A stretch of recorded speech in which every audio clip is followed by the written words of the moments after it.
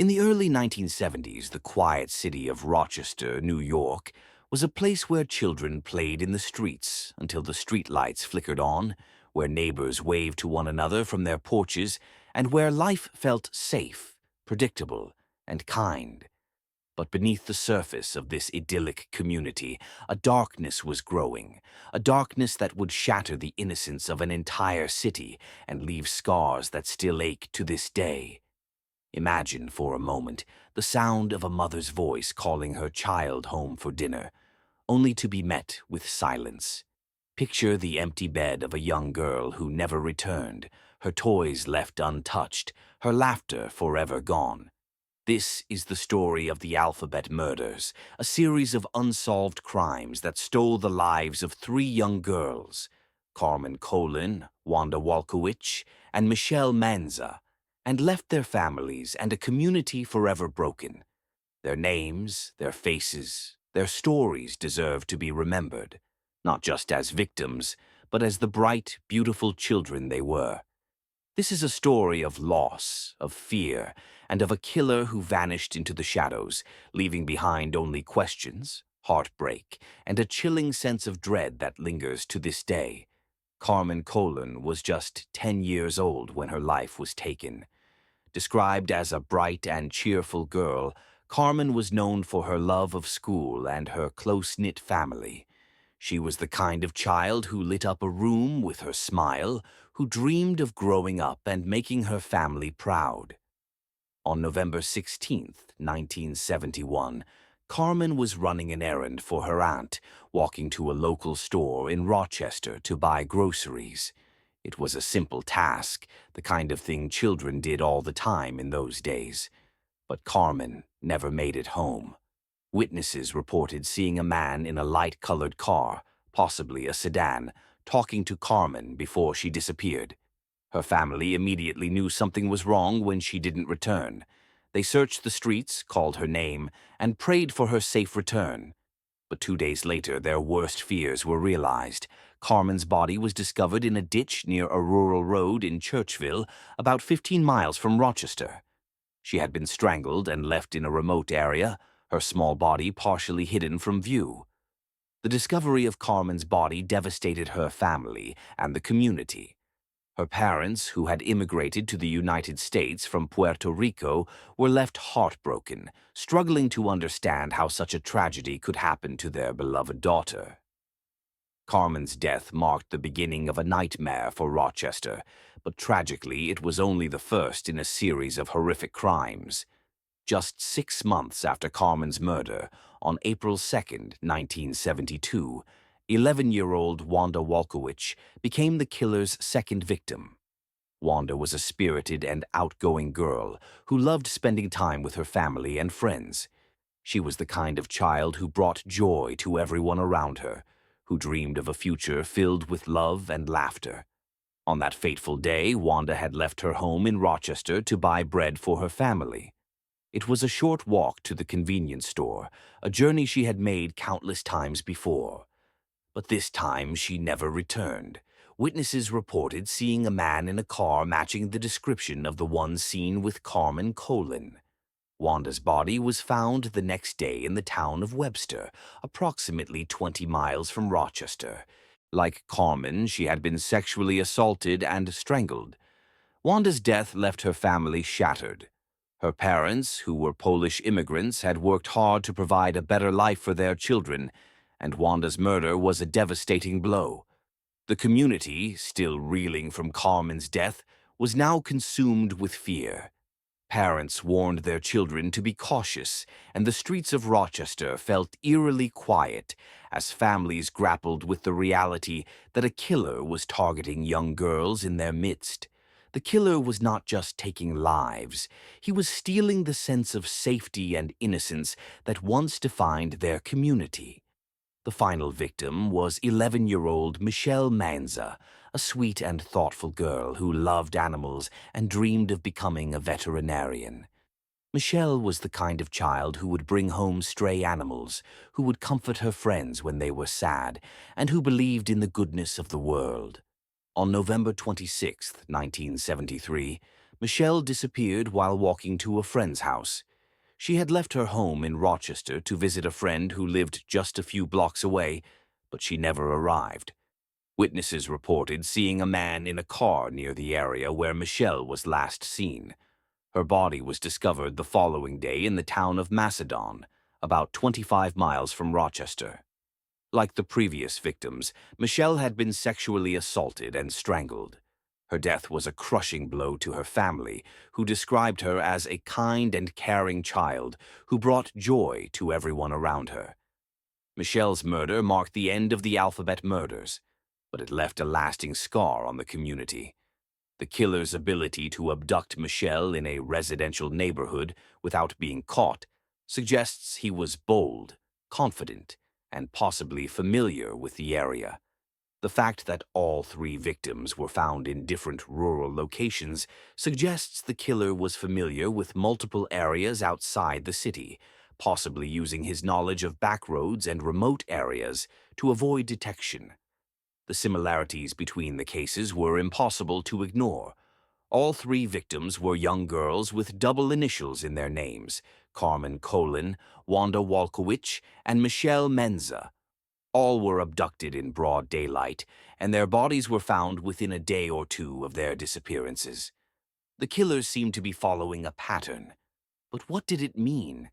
Investigators theorized that the double initials could be a signature, a way for the killer to mark his crimes. Others speculated that it was simply a coincidence, but the odds of three victims with double initials being targeted randomly seemed too high to ignore. The killer's choice of victims and the locations where he left their bodies suggest he was someone who knew the Rochester area well, possibly a local or someone who had spent significant time there.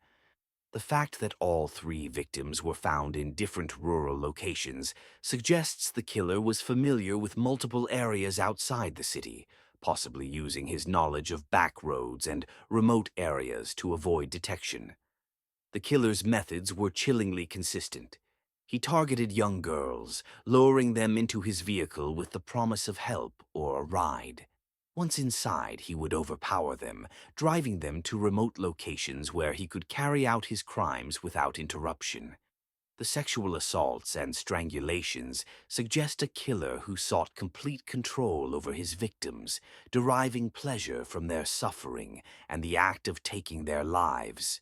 The fact that he left their bodies in rural areas, often partially hidden, suggests he wanted them to be found, but not immediately. This could indicate a desire to taunt law enforcement or to create a sense of fear and helplessness in the community. The killer's ability to operate without leaving behind significant clues suggests he was highly intelligent, organized, and possibly had a background that allowed him to avoid suspicion. The alphabet murders left an indelible mark on Rochester and the families of the victims. Carmen, Wanda, and Michelle were more than just statistics. They were daughters, sisters, and friends whose lives were tragically cut short.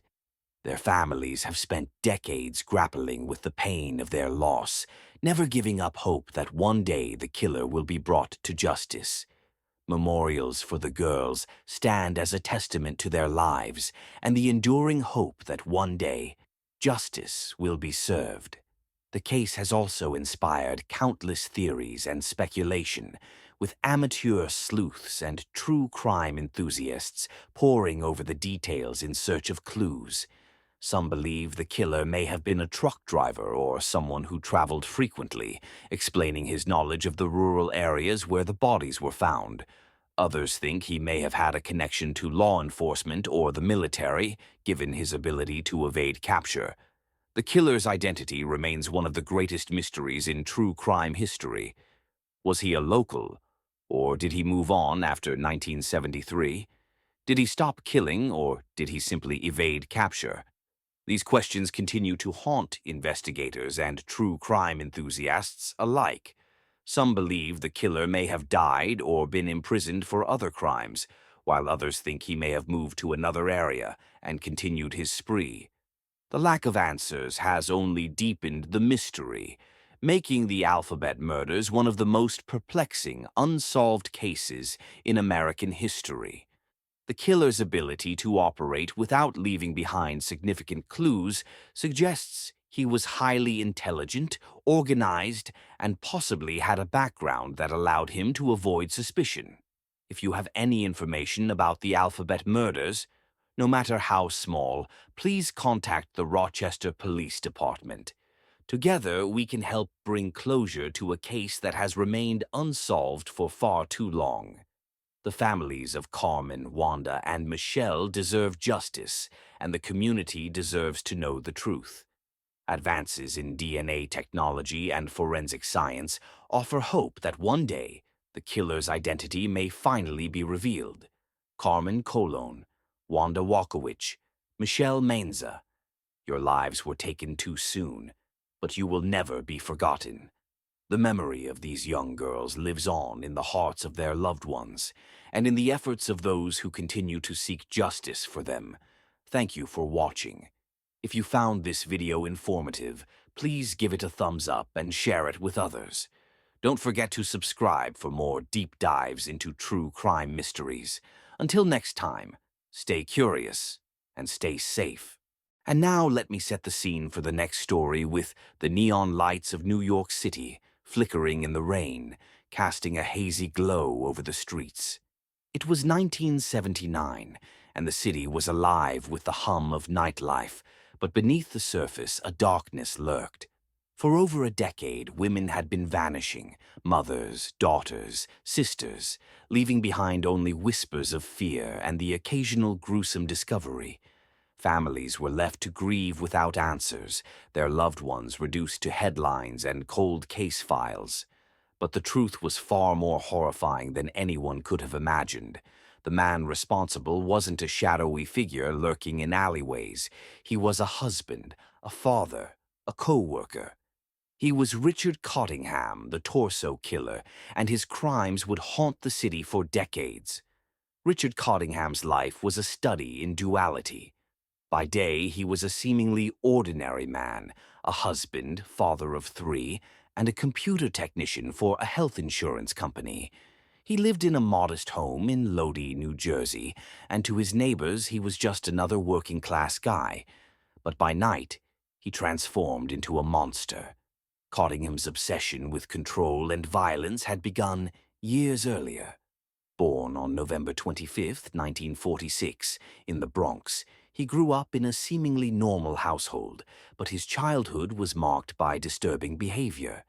As a teenager, he developed a fascination with bondage and sadomasochism, often stealing women's underwear and experimenting with tying up neighborhood girls.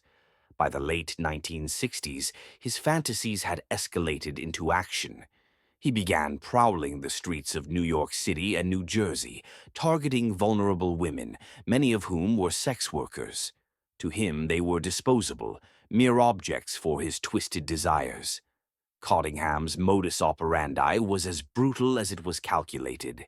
He would lure his victims to cheap motels under the guise of a paying client, often using fake names and flashing a badge to pose as a law enforcement officer. Once inside, he would reveal his true intentions.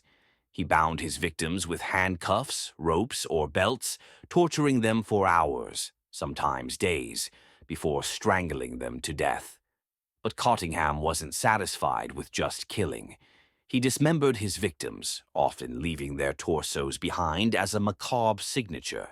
The rest of their bodies were discarded like trash, hidden in suitcases or dumped in remote areas. In one infamous case, he left a victim's torso in a Times Square hotel room, earning him the nickname Times Square Torso Ripper. The police were baffled.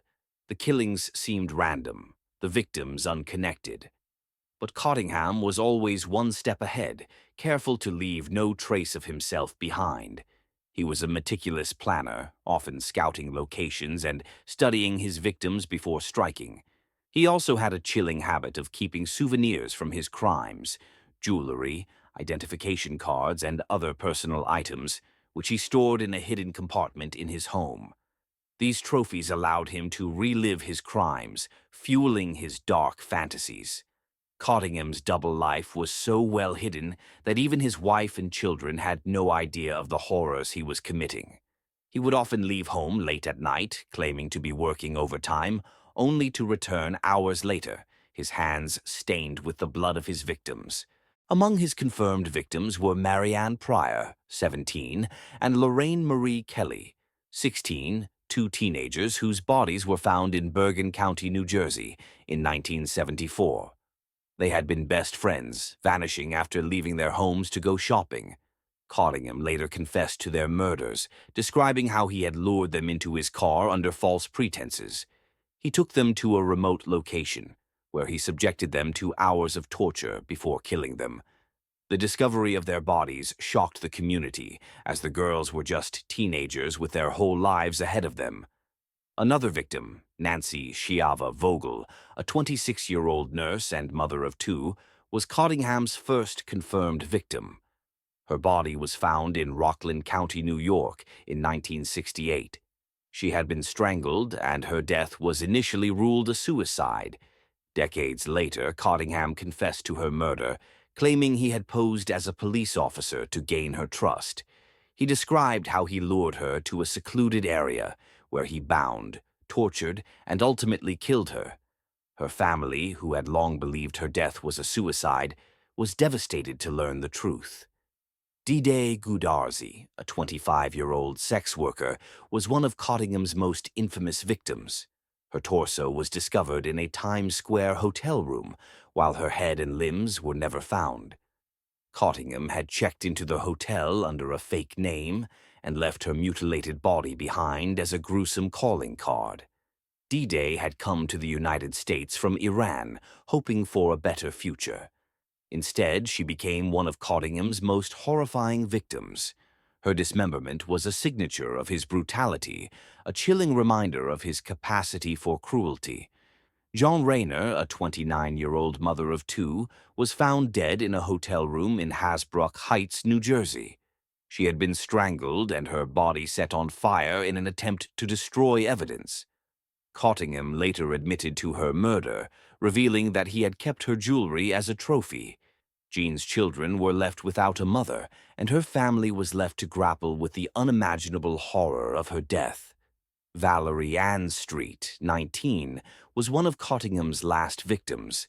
She was lured to the Quality Inn Hotel in Hasbrouck Heights, where Cottingham tortured and strangled her.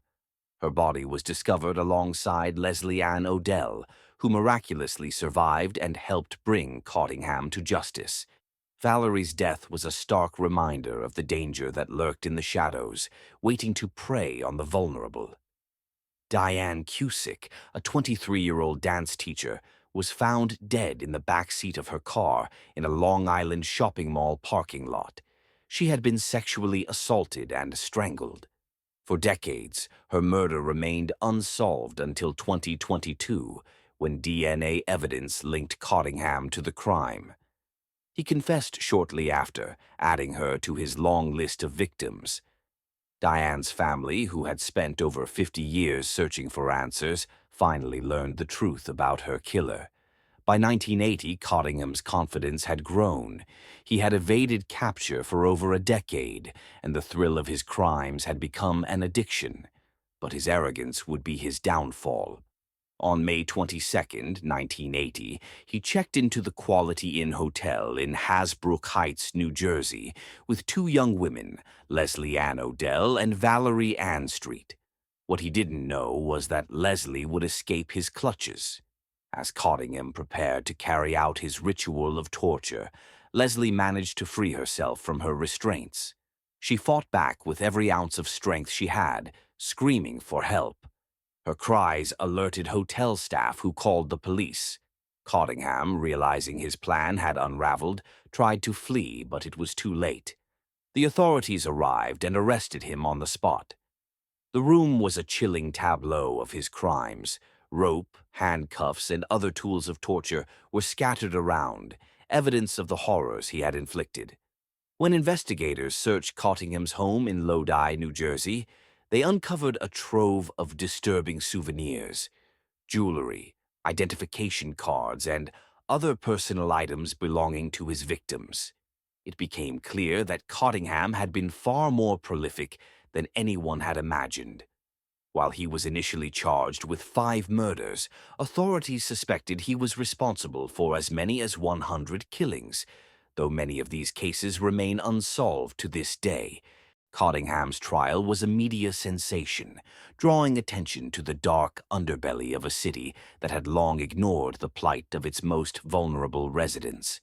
He was convicted on multiple counts of murder and sentenced to life in prison without the possibility of parole. But even behind bars, Cottingham remained a figure of fascination and horror. Over the years, he confessed to additional murders, including the 1967 killing of 29-year-old Nancy Vogel and the 1979 murder of 25-year-old Dide Gudarzi. In 2022, he even admitted to the 1968 murder of Diane Cusick after DNA evidence linked him to the crime. Despite his confessions, the full extent of Cottingham's crimes may never be known.